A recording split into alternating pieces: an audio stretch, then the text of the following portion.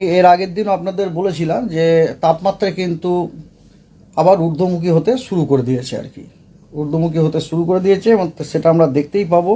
তো পূর্বাভাস এরকম আছে, যেমন আজকে দক্ষিণবঙ্গতে মাত্র কয়েকটি জেলাতে হালকা বৃষ্টিপাতের কিছু কিছু দু এক জায়গাতে হওয়ার সম্ভাবনা আছে। সেই জেলাগুলি হচ্ছে আপনার বাঁকুড়া, ঝাড়গ্রাম, পূর্ব এবং পশ্চিম মেদিনীপুর এবং দক্ষিণ চব্বিশ পরগনাতে। এবং উত্তরবঙ্গতে আপনার উত্তরবঙ্গের যে 5টি যে জেলা আছে সেই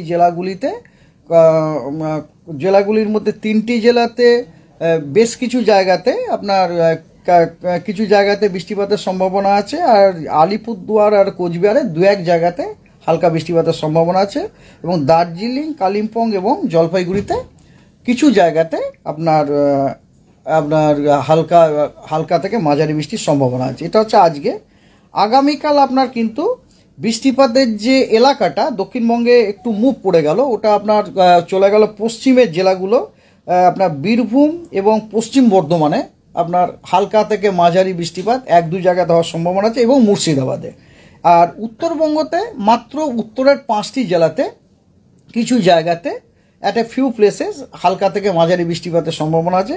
অবশ্যই এগুলি সব উইথ থান্ডার। তৃতীয় দিনে কিন্তু দক্ষিণবঙ্গে কোনো বৃষ্টিপাতের পূর্বাভাস নেই। তৃতীয় দিন হচ্ছে ড্রাই। তৃতীয় দিন মানে 17 তারিখে। 17 তারিখ হচ্ছে সম্পূর্ণ ড্রাই, এবং উত্তরবঙ্গতে কেবলমাত্র দার্জিলিং, জলপাইগুড়ি এবং কালিম্পংয়েই হালকা থেকে মাঝারি বৃষ্টিপাত 1-2 জায়গাতে হওয়ার সম্ভাবনা আছে।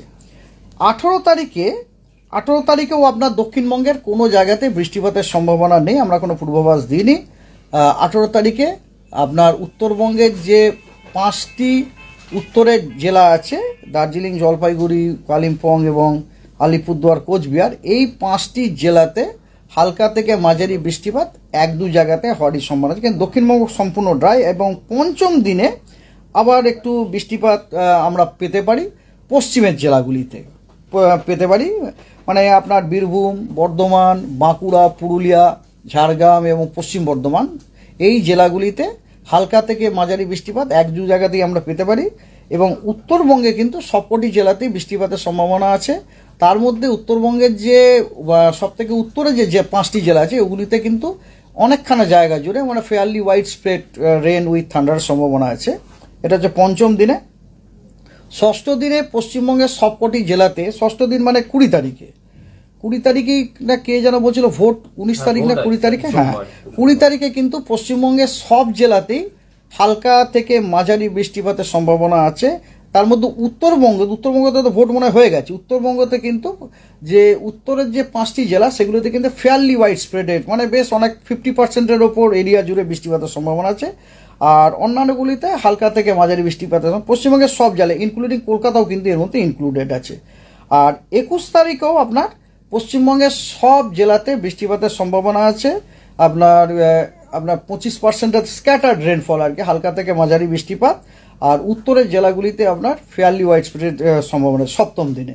তার মানে আমরা 20 তারিখ 21 তারিখে গোটা পশ্চিমবঙ্গের সব জেলাতেই হালকা থেকে মাঝারি বৃষ্টিপাত বেশ কিছু জায়গাতে বা 2-1 জায়গাতে আমরা পেতে চলেছি, পাওয়ার সম্ভাবনা আছে।